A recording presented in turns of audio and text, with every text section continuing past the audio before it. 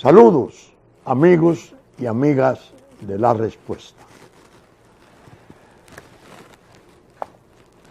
Estamos en el fin de semana del 9 de marzo. Y si se hace una panorámica de las noticias o de los hechos que han suscitado noticias, en mi modo de ver, la que sigue siendo predominante es la relativa a Odebrecht. Sin embargo, aparece otra que considero todavía más importante, más delicada.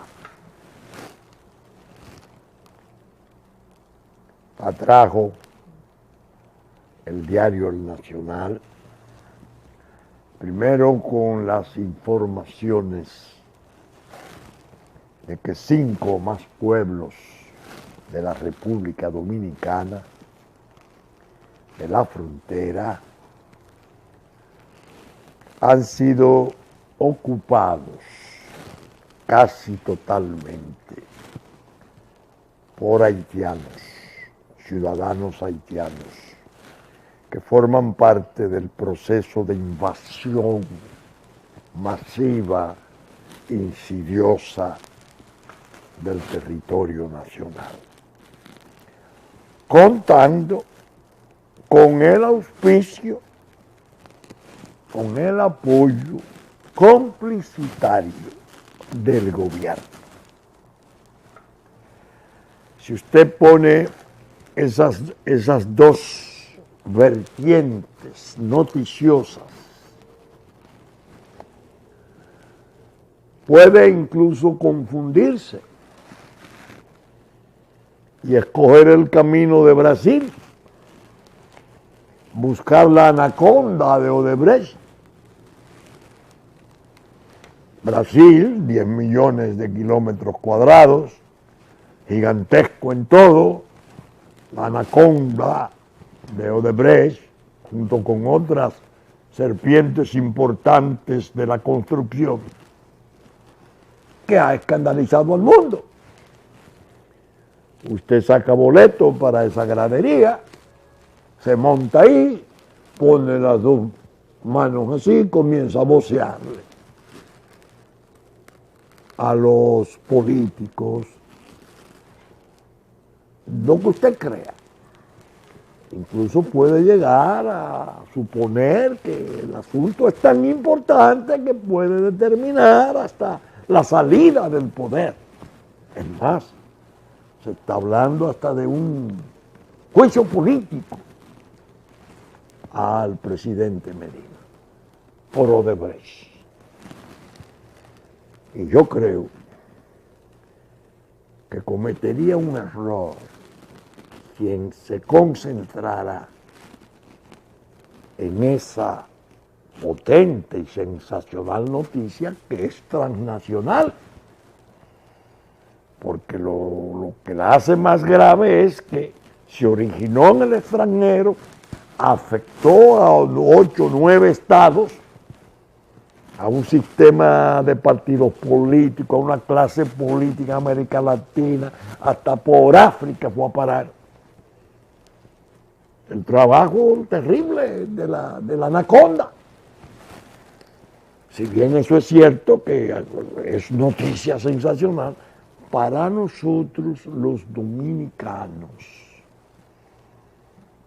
la que debe de ser dominante es la del diario Nacional, El Nacional, que llegó incluso a editorializar en una forma ejemplar sobre esa desgracia de la desintegración del territorio nuestro.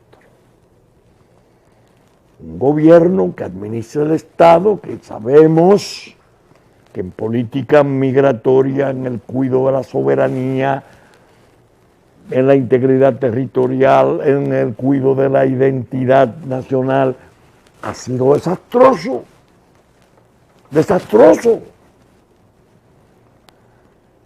Tanto así que nosotros hace 2 años, cuando combatíamos la lenidad complicitaria, especialmente del injerto USAID dentro del gobierno, para abolir al Estado dominicano, cuando protestábamos, cuando venían los altos funcionarios, bueno, desde el vicepresidente Biden hasta muchos secretarios de Estado, y sin contar a Ban Ki-moon y la OEA, Ban Ki-moon de ONU.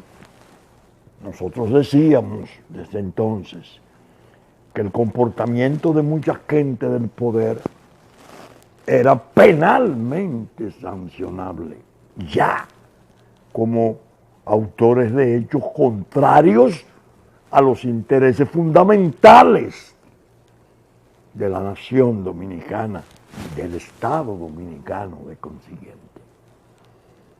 Es decir, que son dos vertientes poderosas, no hay duda, pero esta de la soberanía, esta de la entrega de la frontera, sin contar el derrame total, rotundo, sobre el territorio, porque la costa este y todo el litoral turístico ya tiene municipios haitianos, de población haitiana. Y el Estado y el gobierno no reacciona. Al contrario, estuvo alentando ese derrame, llamándolo. No te quedes atrás, ven que aquí estamos mejor. Eso naturalmente tiene características penales de altísima significación, equivalentes a actos de traición a la patria. Entonces, en la respuesta, como examinamos los temas y nos hemos declarado una especie de escuelita, lo que hacemos durante la semana es cuidarnos de emocionalidades, de pasiones rencorosas, de propósitos persecutorios sensacionalistas, y atender con la mayor serenidad que nos resulte posible a los intereses fundamentales y permanentes de la nación. Por eso he querido, en este umbral del programa, destacar para advertir al pueblo nuestro y a los seguidores de la respuesta de que una cosa es gravísima, Odebrecht, porque corresponde al terrible flagelo de la corrupción, y otra cosa todavía más peligrosa e importante, catastrófica, es la situación de permisividad del gobierno al deterioro, a la destrucción de la versión Estado dominicano, que como sabemos ahora, con motivo de haberse producido en Estados Unidos un cambio de poder, aparece como algo sofrenada la actividad de la geopolítica. Y se explica. El presidente Trump habla de muro. El presidente Trump habla de ilegales deportables. habla de fortalecer esa frontera no solo frente a los problemas y trastornos de migración, sino al altísimo nivel del crimen y a sus propios carteles operando ya en territorio norteamericano. No es la administración demócrata de Obama, ni la que se esperaba de Hillary Clinton. Aparece entonces como algo silencioso, como que bajó el tono, porque el apoyo geopolítico no es tan fácil de recabar. La respuesta dice, miren, ese señor presidente de Estados Unidos está librando una batalla que todos tendemos a decir la tiene perdida. La batalla contra la prensa mundial. ¿Quién le puede ganar a la comunicación social del mundo? Esa ha sido una verdad de apuño por décadas. Décadas, casi de siglo. Los del último siglo. Pero, hemos dicho, es un tiempo de redes. Él llega a la presidencia dependiendo más de lo que identificó como inconformidad en su país, el uso profuso y masivo de las redes y una actitud de desprecio y ataque a la comunicación social, llamándole a los periodistas y a los medios deshonestos y haciendo un desafío increíble. Entonces, eso que está pasando en Estados Unidos, que es noticia en el mundo, porque lo que ocurre en Estados Unidos, la gente lo resume de un modo simpático. Cuando Estados Unidos estornuda es porque hay una neumonía generalizada en el resto del mundo. Eso refleja aquí. La gente de USAID, que le ahora dice el propio presidente Trump, esos recursos hay que recortarlos. Lo pasa a la defensa, fortalece sus fuerzas armadas. Yo soy presidente de Estados Unidos, yo no quiero ser presidente del mundo. Esa USAID, eso dando a entender que lo que vive es saboteando los gobiernos y tratando de controlar a los gobiernos extranjeros, oponiendo gobiernos, quitando gobiernos. Es decir, que el Potomac de hoy, en la era Trump, no es el Potomac plácido de Obama, de eventualmente de la Clinton, que se esperaba aquí para acelerar el proceso de el binacional. Hay, por ejemplo, elementos a la vista. El encargado de la seguridad interna de Estados Unidos, de migración y la cabeza del anticrimen, el general John Kelly, preciso recordarlo, en Bahamas, hace 4 años, siendo él el jefe del Comando Sur de las Fuerzas Armadas Norteamericanas, un general de 4 estrellas, que por cierto un amigo me observaba, que raro, cuando lo juramentaron, se persignó primero.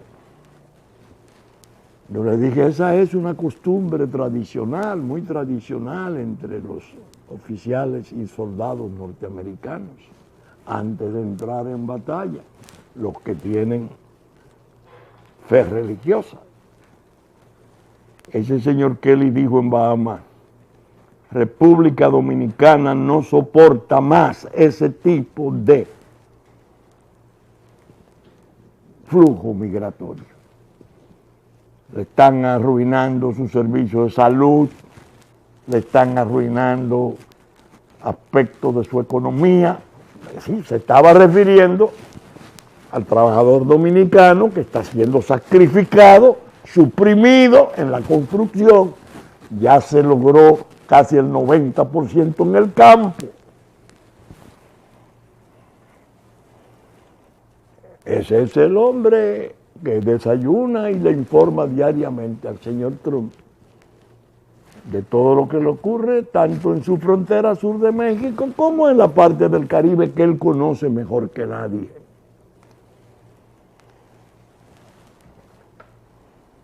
Entonces,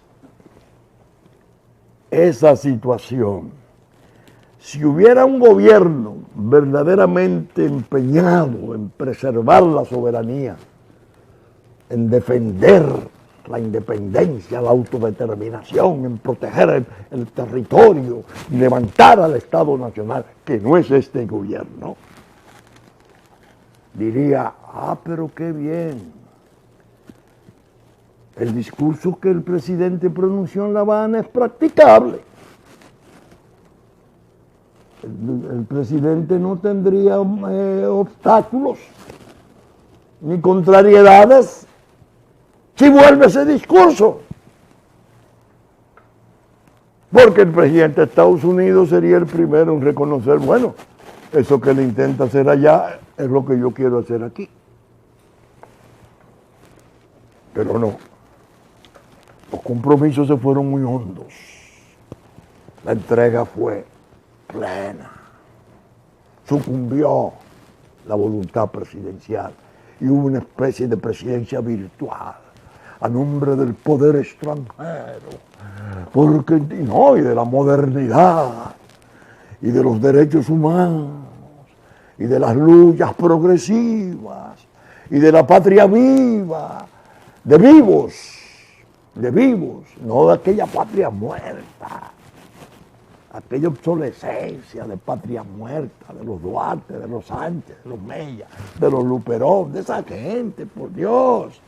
Los héroes y próceres estaban en palacio, haciendo patria, a base de suplantar al dominicano, haciendo una mezcla difícil, problemática, traumática, que a la larga va a producir situaciones indeseables. Entonces, juicio político contra el presidente por Odebrecht. Pero sería mejor comenzar a interpelarlo por los trastornos de soberanía. A los ministros que han estado más activos en eso y al propio presidente que dé una explicación. Él en el discurso de rendición de cuentas no se refirió a la inmigración. Por eso yo dije que ese discurso había sido desastroso, porque lo grave era no lo que dijo, sino lo que no dijo. Si hay un trastorno tan severo, ¿cómo es posible que en esa asamblea? Sí, es posible, porque el presidente, por una especie de pudor natural, recuerda las dos asambleas primeras, donde él hablaba de que no habría prórroga para los ilegales, donde él hablaba en La Habana de que había que respetar el fallo del Tribunal Constitucional en 168, porque si no se exponía a juicio político. Lo que lo están ahora pidiéndolo por Odebrecht. Por Dios. Entonces el presidente reacciona. Fue la noticia última, la más delicada. Y fíjense qué curioso. No surgió la noticia del ámbito judicial, donde han trabajado 15 fiscales, 8 y 7 brasileños y americanos, más los fiscales suizos, durante un año. No, surgió del ámbito electoral. El Tribunal Superior Electoral de Brasil comienza a llamar del ámbito judicial a individuos que corresponden a Odebrecht, que están bajo proceso criminal. y comienza a preguntarle ya en forma específica sobre las campañas electorales.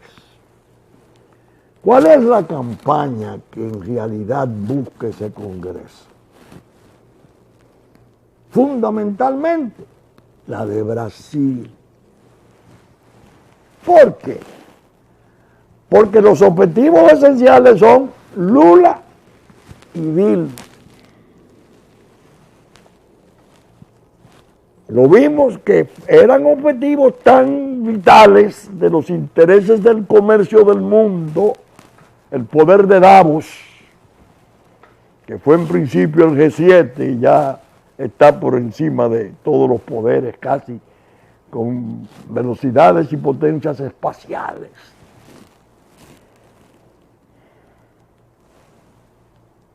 Que destituyeron a Dilma bajo acusación de Eduardo da Cunha, que está preso por corrupción.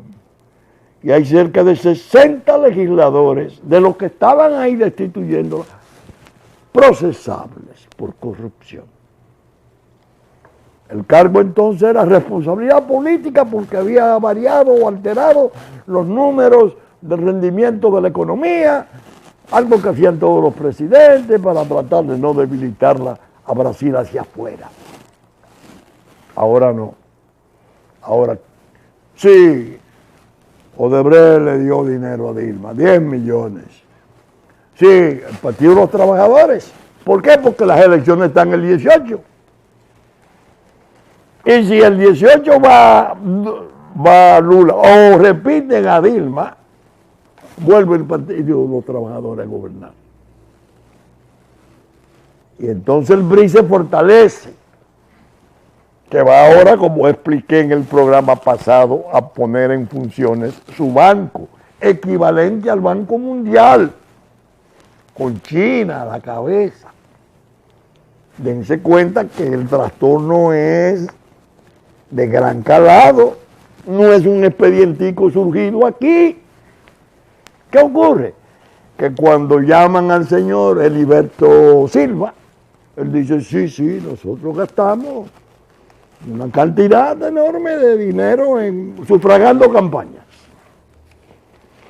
Y dijo, pagamos campaña aquí en Brasil, sufragamos campaña en El Salvador, en Panamá, en Venezuela, en Angola y en República Dominicana. Esa fue la noticia que todos los diarios tuvieron que publicar en su primera plana y comentar, y lo que ha desatado el debate y la vocería que se está viendo. Dice que esas campañas eran sufragadas a través de un individuo de Odebrecht, de publicista, que le servía de instrumento a Odebrecht para hacer para pagar esas campañas. João Santana. Esto fue lo que complicó, agudizó, hizo más penetrante, incisiva y excitante la denuncia. El presidente Medina reacciona y dice, desmiente de manera categórica, dice, versión de que Odebrecht financió campaña. Entonces dice, yo quiero que alguien me impute. Explicó que esto fue desmentido desde Brasil, porque el abogado João Santana mandó una nota diciendo que no era cierto que João Santana hubiera hablado, o no sé si se refería a que no era cierto que Silva, Heriberto Silva, no había declarado eso. Pero fue noticia mundial. Ahora bien, dice el presidente, yo quiero que alguien me impute. Yo le digo, presidente, no sé quiénes están a su alrededor aconsejándole en esta hora de crisis. No sé cómo anda el salón de crisis de allá, pero parece que no lo están aconsejando bien. Ahí está faltando, pienso,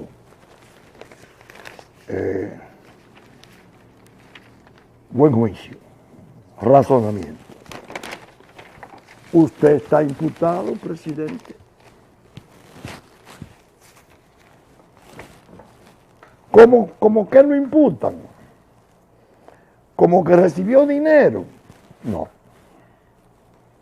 Lo imputan en el sentido de decir que un hombre que estuvo a su lado, que usted reconoció hasta en la propia asamblea en el 12 como una especie de autor mágico, de auxiliar formidable, como dándole un gran crédito en su victoria, y que se lo han llevado preso de Brasil ya en la campaña del 16 en pleno.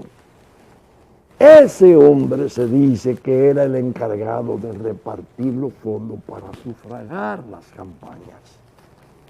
Es una imputación. Y no una imputación cualquiera. No una denuncia, una querella que alguien puso aquí, no. Viene de la revelación que hace el señor Silva, que era el jefe del departamento de corrupción de Odebrecht, que tenía una especie de configuración de ministerio dentro de aquella descomunal empresa multinacional, que dice a los señores del Congreso que están investigando, cuando la investigación del Abagato de Petrobras apretó y nos dimos cuenta de que la investigación ya estaba alcanzando Odebrecht. El departamento estructurado, como le llamaban al Ministerio de la Corrupción, migró para la República Dominicana. Migró, es decir, se fue a la República Dominicana. Es decir, que a nosotros nos están dando no solo la desagradable noticia de que ese brasileño siniestro, pagó una campaña aquí, no, sino que vino aquí para poder seguir operando desde aquí en todas las otras campañas donde estaba actuando. Porque Estados Unidos resulta peligroso por la severidad de sus regulaciones, como declarándonos una especie de paraíso, ya no fiscal, sino paraíso para operaciones de esa índole. ¿Cuál ha sido el error del presidente Medina? Por eso hablo de la ausencia de buen juicio y de capacidad en su entorno, en su asesoramiento, porque eso no lo puede manejar un solo hombre, y menos el que está bajo el asedio. Los presidentes tienen regularmente un comité de crisis. El error, no haber censurado severamente a Odebrecht, donde tenía que hacerlo en la asamblea. No haberla sancionado, sino que lo que hizo fue pactar con ella. Pactar la prosecución de la obra, pactar pagos multimillonarios. Y era lo que decía en el pasado programa, porque eso generaba la inmensa sospecha de que en realidad el gobierno no se atrevía a sacarle cuentas, a reprochar a Odebrecht, como lo ha hecho Ecuador, como lo ha hecho Venezuela, como lo ha hecho Colombia, a nivel del presidente Santos, como lo han hecho todos. Entonces se ponía como una especie de evidencia una debilidad dominicana. ¿Por qué no lo hacen? Porque no pueden. Es lo que la gente razona. Y no es al juicio penal a lo que yo creo que el presidente Medina debe de temerle. Es al juicio social, al juicio político, al convencimiento de su pueblo, que en honor a la verdad, por lo que he estado oyendo y viendo, parece que puede encresparse. Parece que puede encresparse. Encresparse de tal modo que resulta preocupante. Porque como digo una cosa, digo la otra. Yo he sostenido como tesis que en el trabajo diabólico que se ha hecho contra la República Dominicana, ha existido siempre un interés de la geopolítica en igualarnos con los vecinos. Por eso he dicho, ellos no tienen interés, no han tenido interés en nuestra excelencia. Ellos no han respetado muchas cosas válidas que tenemos. Nos han perseguido. Bueno, el ejemplo que pongo regularmente es la oficina presidencial no tiene transparencia en un informe del Departamento de Estado. Obviamente motivado por informes de veedores, no por noticias radiales. Y se sabe quién originó los veedores. El error ha sido no censurar, repito, a Odebrecht. Pero la relación con Joao Santana para el presidente resulta muy delicada. Porque él evidentemente desarrolló una corriente afectiva con él. Confió en él. Una persona que tuviera el buen juicio que yo me refiero, ahí le hubiese dicho: presidente, este hombre está condenado a 8 años, este hombre ha confesado allá no se sabe qué, esperar el 1 de junio, es aventurado, este hombre tuvo mucho poder aquí, usted lo alabó mucho. ¿Qué es lo que corresponde, presidente, hacer? Traicionó mi confianza. Es una buena defensa, como usted está alegando con todo su derecho su inocencia. Lo lógico es que su reacción sea: traicionó mi confianza. Pero no. El asunto ha sido que aun cuando él se iba preso, que lo recibieron en el aeropuerto para esposarlo y llevarlo con fusiles, entonces, bueno, él me dijo que iba allá a resolver unos problemas que tenía. Los problemas eran estos.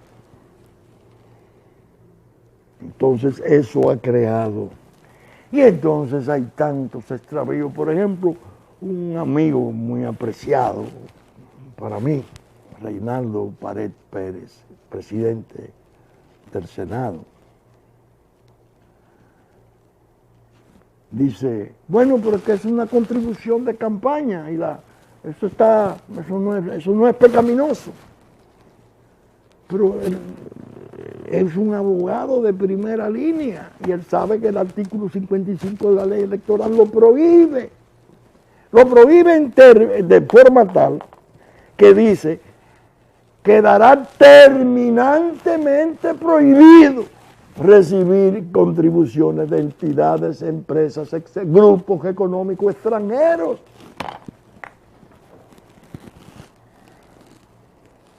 Entonces, en el catálogo de delitos y crímenes electorales figura todo el que haya violado esa ley. Entonces, la idea es grave planteada ahí. Pero hay una vertiente que yo quiero destacar hoy. Quiero usar esta parte del programa. No sé qué tiempo me queda. Si no, tendré que pasarlo para luego. es excitante. Hay mucha gente, como dice el propio presidente Medina, que lo quieren ver nadar en el lodo.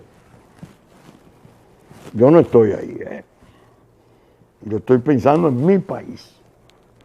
Y no me agrada para nada que la cabeza política y institucional del país pase por un trance de esa naturaleza, porque nos debilita aún más de lo que estamos.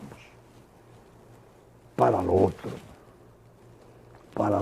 que es lo más nefasto, la pérdida. Es un problema de supervivencia de nuestro Estado. Pero bien, él debe de estar bajo asedio. Su familia debe estar también bajo asedio. Humanamente eso entraña compasión, entraña respeto. Pero hay un aspecto que es el que yo quiero destacar. Lo voy a plantear en hipótesis, no lo voy a afirmar, porque no tengo los elementos para hacer una afirmación en ese sentido. Ni es mi interés fabricar un cargo, una imputación. Vamos a suponer que de esas contribuciones a la campaña del licenciado Danilo Medina Sánchez venga a resultar realidad lo que denunciara un hombre importante del poder, secretario de Energía, ministro de Energía y Minas, amigo muy cercano del presidente, que la modificación constitucional fue una operación mercantil vulgar, repugnante, no recuerdo la calificación. Esto dicho en un libro, puesto en circulación, que merece el reconocimiento y el aplauso del primer ministro Montalvo. Decir que la modificación constitucional fue un negocio mercantil, en tiempo en que había columnas muy agresivas de la sociedad civil especialmente, que decían que el legislador que menos recibió de 10 a 15 millones de pesos. Si eso que se dijo aquí en esas condiciones, sin mayores consecuencias, viene a reflejarse en el expediente de Brasil, en papeles, en declaraciones de delación premiada, y se señala entrega de valores a legisladores. Si eso aparece, entonces estaríamos en medio de una catástrofe de proporciones indescriptibles. ¿Por qué? Porque vendría a ser ilegítimo todo cuanto se produjo bajo paga de una entidad extranjera para agravar las cosas. Modificar una constitución recibiendo dinero, que es soborno, no es un hecho cualquiera. Un ministro coge un dinero en un puente, en una carretera, un ministro mira para otro lado para no decir, no, ese precio está bien, no importa, está sobrediseñado, no importa. Bueno, eso es gravísimo, pero no es comparable jamás con una hipótesis que estoy proponiendo. Si hay documentos, pruebas más o menos fehacientes que trasciendan al mundo de que el Congreso, parte del Congreso, quiero decirlo con cuidado, se vendió para modificar la Constitución y permitir la reelección, lo que pueda ocurrir de ahí en adelante sería pura catástrofe, porque ya sería una especie de descalabro total de poderes públicos. Observen esto, de poderes públicos. ¿Cómo se advierte cuando uno abre una hipótesis de esa magnitud? Tiene que apretar la serenidad, el buen juicio, no dislocarse, no aplaudir, actuar ciertamente con la responsabilidad debida, manteniendo al pueblo bajo la información, por severa que sea, no ocultar nada, pero sin dejar de pensar en las consecuencias, en los desenlaces, que muchas veces, cuando no se han pensado, previsto, terminan por ser de una naturaleza quizás indeseable. Pueden generar conflictos mayores, porque la paz se puede perder. Y si la paz se pierde, queda abierta una especie de brecha siniestra, sombría, para las peores incursiones contra nuestra patria. Sobre todo pensando en el trastorno que tenemos, que, como expliqué al principio, he dicho siempre, sigue siendo, en mi modo de ver, el tópico más importante, el que requiere la atención más concentrada y permanente del dominicano: la supervivencia de su patria. Por eso, algunos amigos en el programa pasado, en la semana, me dijeron: doctor, pero hemos observado que usted está como muy retraído. Esa no es su combatividad. Usted, cuando embiste, demostró al país siempre coraje, demandas serias, agresivas, que sus enemigos lo desacreditaban diciendo que eran fabulaciones sobre la droga, sobre la corrupción. Usted, por ejemplo, asumió una posición con Andrade y Gutiérrez y la presa de Sabana Grande y la terminación de Sabana Yegua, desafiante. Bueno, derribó 2 licitaciones. Finalmente impusieron el préstamo. Y ahora se le nota como que usted está más cauto. No es que tema, pero presiente que pueden pasar cosas muy graves, que podrían suscitar situaciones de conflicto. Yo les he dicho, amigos,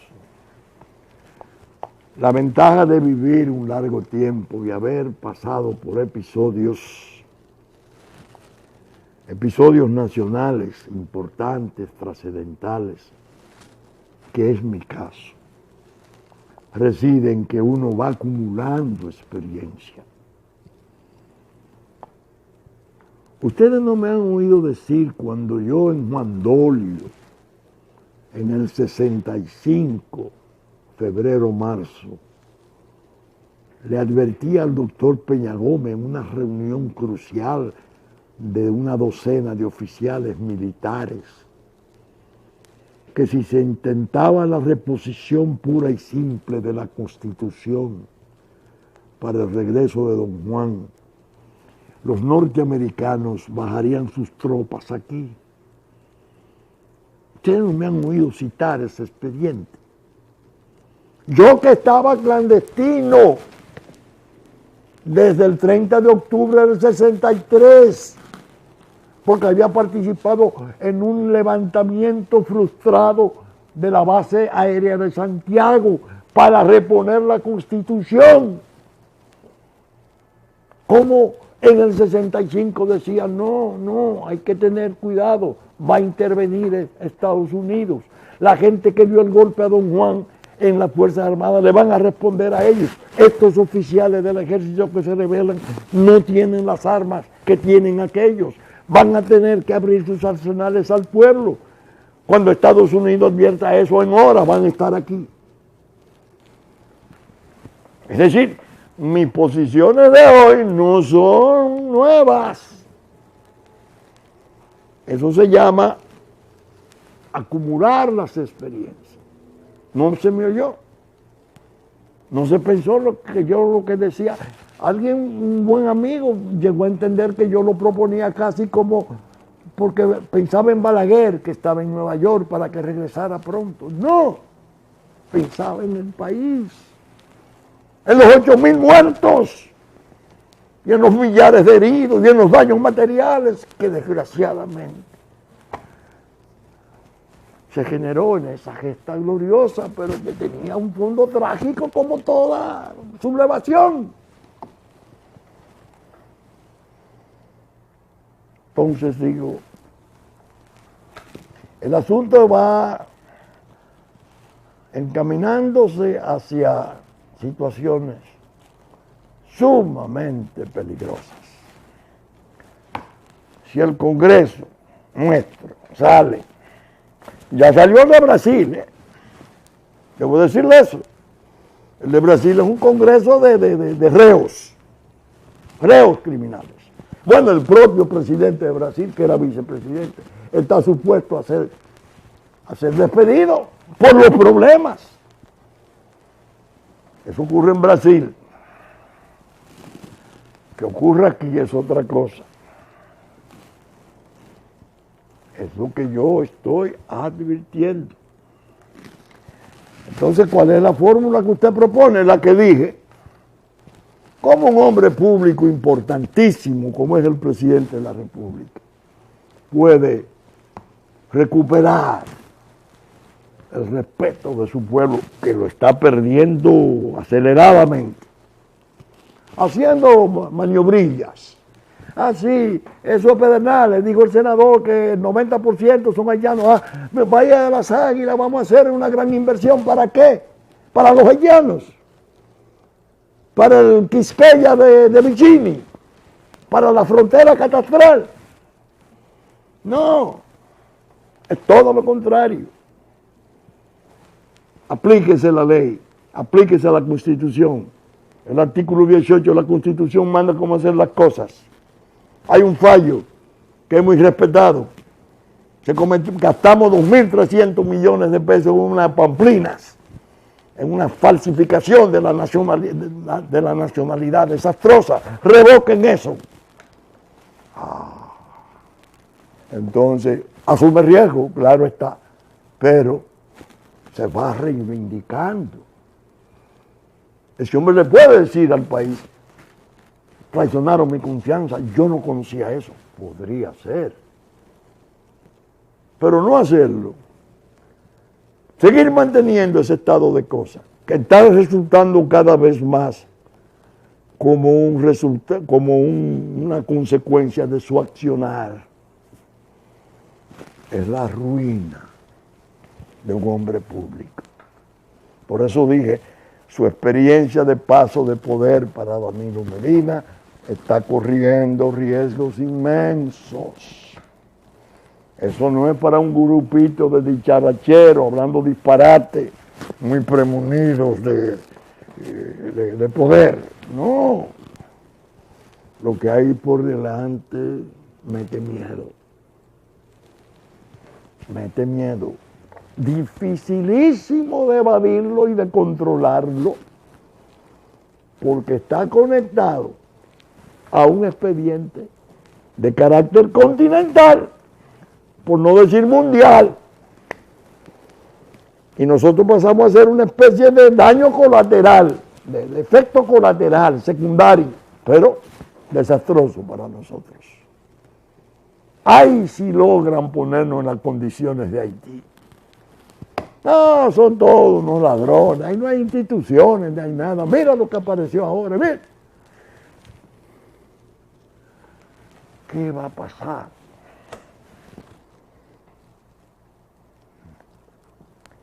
Por eso dije al principio,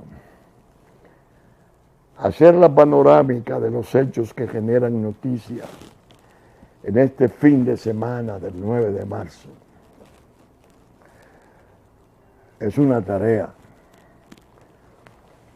no placentera, no halagüeña,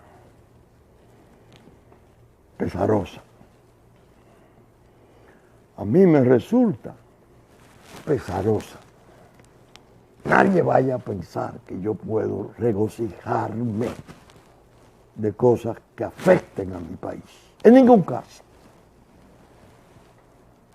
Que unos hombres se hayan desviado, que sea un desastre, que la justicia penal los persiga. Amén.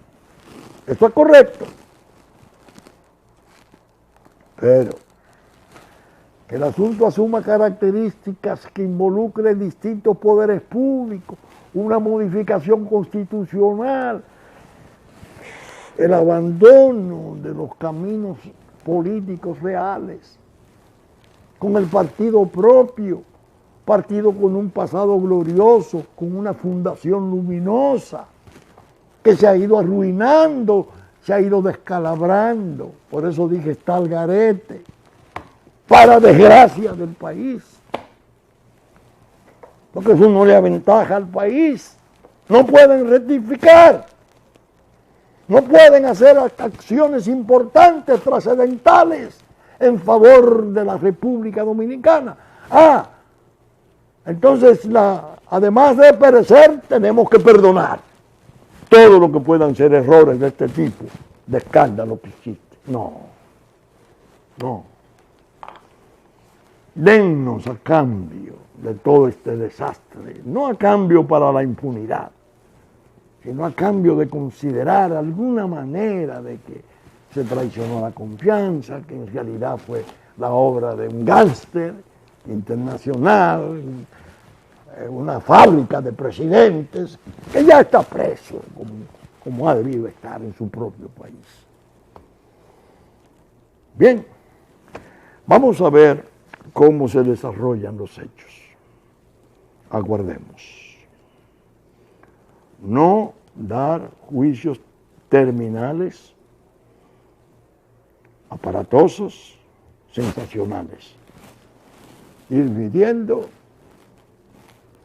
las aristas del conflicto y atender a las consecuencias, que no son pacíficas ni mansas.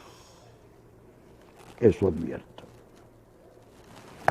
Saben ustedes que estamos saliendo por Supercanal 33, 3 del cable, a las 11 de la mañana de domingo, que ya nos anticiparon el sábado a las 6 de la mañana, Cinevisión, Canal 19,